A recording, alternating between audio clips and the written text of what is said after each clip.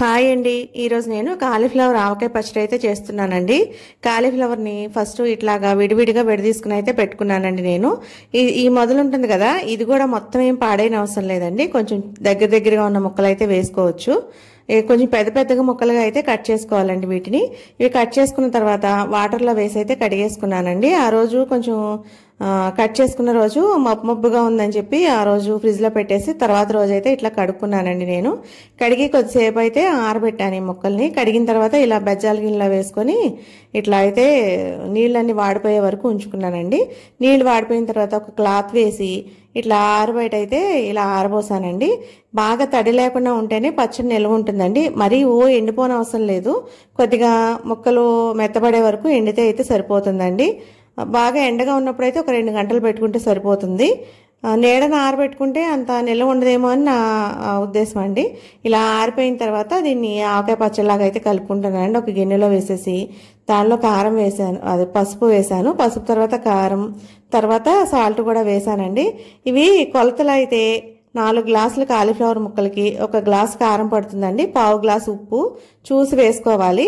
ఒక గుప్పుడు మెంతులు, గుప్పుడు ఆవాలు అయితే వేయించి పొడి చేసి అయితే వేసుకోవాలండి. ఒక కాలీఫ్లవర్ పువ్వుకి 4 నిమ్మకాయలు అయితే పడతాయండి. ఇవి 2 పువ్వులు పెట్టుకుంటున్నాను నేను 8 నిమ్మకాయల రసం అయితే వేసానండి. ఇవి వేసిన తర్వాత దీన్ని అయితే ఇట్లా కలిపేసుకున్నాను ఫస్ట్ చేత్తో.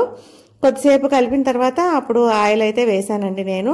నాకు ఇది చింతపండుతో కూడా పెట్టుకోవచ్చు, కానీ నాకు కాలీఫ్లవర్ ఆవకాయ ఇట్లా నిమ్మరసంతోనే ఇష్టం అండి. అందుకని చెప్పి నేను నిమ్మరసమే వేసుకున్నాను.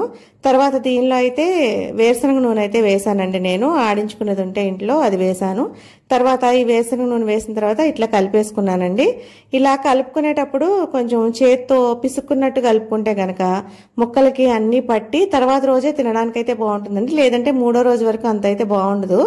అయితే నేను ఇందులో ఒక మిస్టేక్ చేశానండి. అదేంటంటే వెల్లుల్లిపాయ వేయడం అయితే మర్చిపోయాను.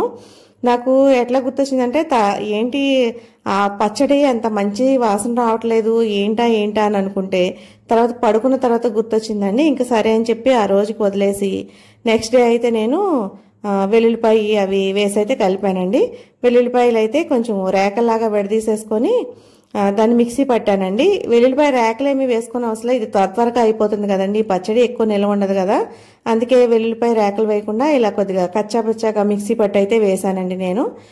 మిక్సీ పట్టి వేసిన తర్వాత అది కలిపిన తర్వాత అసలు ఎంత మంచి వాసన వచ్చిందోనండి పచ్చడి అయితే. ఆ తర్వాత కలిపేసానని చెప్పాను కదా, కలిపేసిన తర్వాత ఇది 3వ రోజు నుంచి తినడం అయితే స్టార్ట్ చేసామండి. అసలు మీకు పచ్చడి చూపించేటప్పటికే నాకు తెలిసి ఒక పావు వంతు పచ్చడి అయితే అయిపోయి ఉంటుంది దీనిలో.